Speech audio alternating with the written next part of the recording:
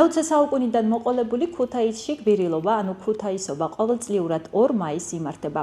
ტრადიციულ სახალხო დღესასწაულს დიდი ხნის ისტორია აქვს და ის მოხალისეობასთან, ქველმოქმედებასთან არის დაკავშირებული. 2 მაისს გასამართი ღონისძიებების შესახებ მეგატივთან ქუთაისის მუნიციპალიტეტის მერიის, კულტურის, სპორტის, განათლებისა და ახალგაზრდობის საქმეთა სამსახურის უფროსმა ელეონორა გოგოლაშვილმა ისაუბრა.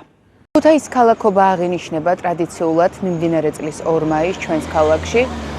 ღონისძიებები დაიწყება შუადღის 12 საათიდან ქალაქის ცენტრალურ ბულვარში. ეს იქნება როგორც სპორტული, ასევე შემეცნებითი საგანმანათლებლო ღონისძიებები. ჩვენი ქუთაისის კულტურულ-სახელოვნებო საგანმანათლებლო დაწესებულებათა გაერთიანების ფილიალების მოსწავლეების მონაწილეობით. პავილიონები იქნება წარმოდგენილი ქალაქის ადგილობრივი საგანმანათლებლო დაწესებულების, როგორც აკგ წერტლის სახელმწიფო უნივერსიტეტის, ასევე ქუთაისის საერთაშორისო უნივერსიტეტის კოლეჯ იბერიას პავილიონები.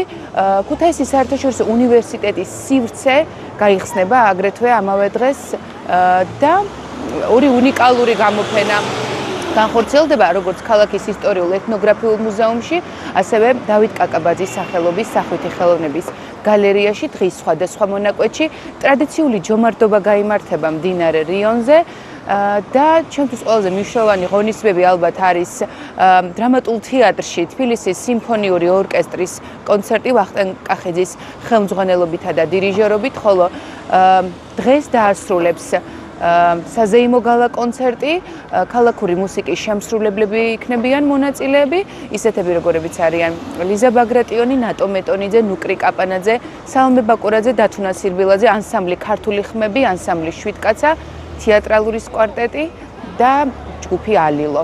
ასე რომ გელოდებით ყველას, რომ ერთად აღვნიშნოთ თითოეული ქუთაისელისთვის მნიშვნელოვანი და საყვარელი დღე.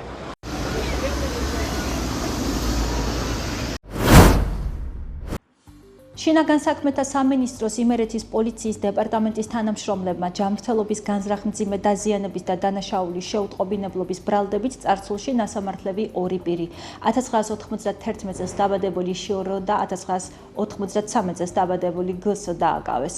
გამოძიებით დადგინდა, რომ ბრალდებულმა მიმდინარე წლის 30 აპრილს ქუთაისში ურთიერთშელაპარაკების ნიადაგზე სანადირო თოფიდან გასროლით დაჭრა 1985 წელს დაბადებული ბოჟუ და შემთხვევის ადგილი მიიმალა. დაჭრილი მამაკაცი მოგვიანებით სამედიცინო დაწესებულებაში გარდაიცვალა. გამოძიებით ასევე დადგინდა, რომ დანაშაულს შეესწრო შოროს თანხლები გსო, თუმცა მან მომხდარის შესახებ სამართალ დამცველებს არ შეატყობინა. ცხელკვალზე ჩატარებული ოპერატიული ღონისძიებებისა და საგამოძიებო მოქმედებების შედეგად პოლიციამ ორივე მათგანი ბრალდებული სახით დააკავა. დანაშაულის ჩადენის იარაღი ნივთი მტკიცებადაა ამოღებული. გამოძიება სიცხლის სამართლის კოდექსის 117 და 376 მუხლებით მიმდინარეობს, რაც 7 წლამდე ვადით თავისუფლების აღკვეთას ითვალისწინებს.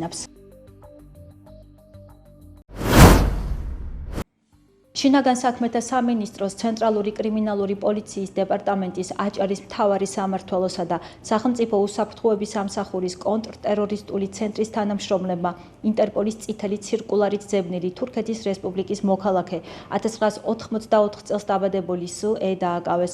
დაკავებული თურქეთის რესპუბლიკის სამართალდამცავი ორგანოების მოთხოვნის საფუძველზე ჯანმრთელობის განზრახ-მძიმე დაზიანებისა და მკვლელობის ფაქტზე ინტერპოლის წითელი ცირკულარით იძებნებოდა.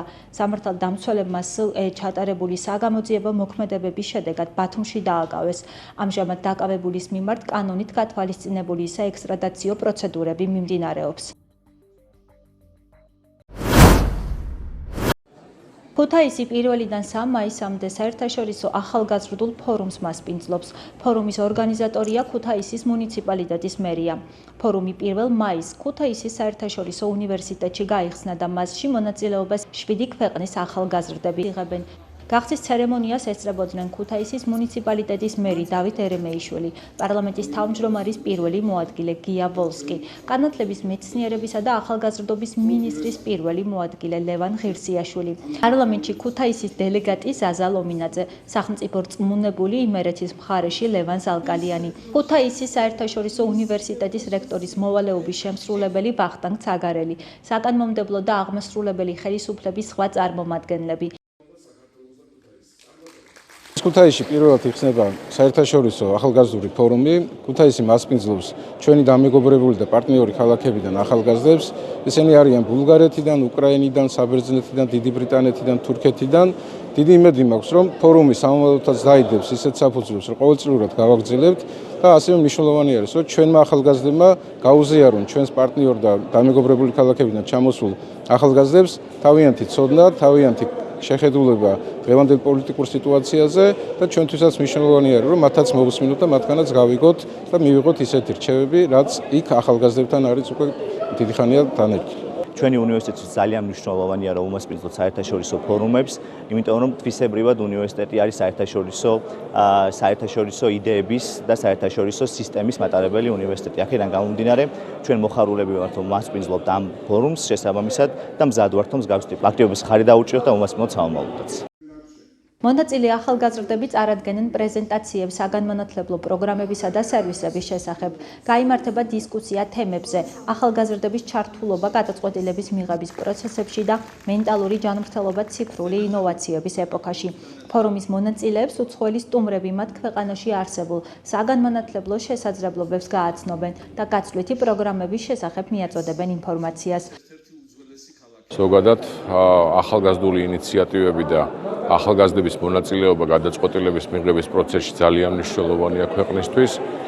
განსაკუთრებით საერთაშორისო ასპარეზზე ჩართულობა და სამინისტრო აქტიურად გააგრძელებს ჩვენი ახალგაზრდების და მსგავსი ინიციატივების მხარდაჭერას.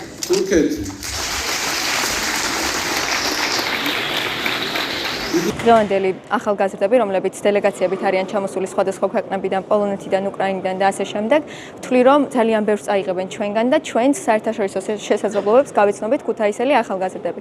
ამ 3 დღის განმავლობაში იმ დელეგაციებისათვის, რომლებიც პირველად არიან სტუმრად საქართველოში, ან ჩვენი სტუმრები არიან, დაგეგმილია საინტერესო აქტივობები, რათა ჩვენს კულტურასა და ისტორიასაც გაეცნონ.